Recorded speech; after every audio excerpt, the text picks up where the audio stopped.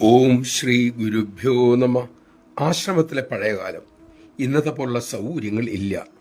ഇന്നത്തെ പോലെ തിരക്ക് പിടിച്ച ജോലികളും അന്നില്ല. പക്ഷെ ബ്രഹ്മചാരി മക്കൾ മിക്ക സമയത്തും ധ്യാനത്തിലോ ജപത്തിലോ പഠനത്തിലോ ആയിരിക്കും. ഒരു ദിവസം അമ്മ ഒരു മകനോട് പറഞ്ഞു, മോനെ, ഇങ്ങനെ സാധന ചെയ്യുന്നത് നല്ലത് തന്നെ. പക്ഷേ ലോകത്തിൽ നിന്നും നല്ല പെട കിട്ടിയില്ല എങ്കിൽ ആധ്യാത്മിക വളർച്ച ഉണ്ടാകുകയില്ല. അതുകൊണ്ട് ലോകത്തിലേക്ക് ഇറങ്ങണം. നമഃശിവായ. ലോകത്തിൽ നിന്നും കിട്ടുന്ന പ്രതികൂല അനുഭവങ്ങൾ നമ്മുടെ ക്ഷമയെ, നമ്മിലെ കരുണയെ, നമ്മിലെ അഹങ്കാര സർപ്പത്തിൻ്റെ വീര്യത്തെ നമുക്ക് കൃത്യമായി കാണിച്ചു തരുന്നു, വെളിവാക്കി തരുന്നു.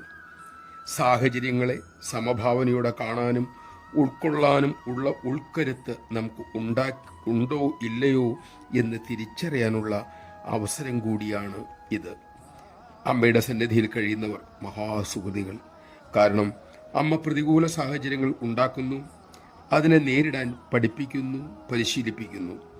അങ്ങനെ മക്കളുടെ ദുർബലതകൾ അകറ്റി ശക്തരാകാൻ, ജീവിതം ധന്യമാക്കാൻ സഹായിക്കുന്നു. ആ അറിവോടുകൂടി അമ്മയുടെ സന്നിധി, പ്രതികൂല സാഹചര്യങ്ങളെ സ്വീകരിക്കാൻ നമുക്ക് സാധിക്കട്ടെ. അതിനുള്ള വിവേകം അമ്മ തന്നെ നമുക്കേകട്ടെ.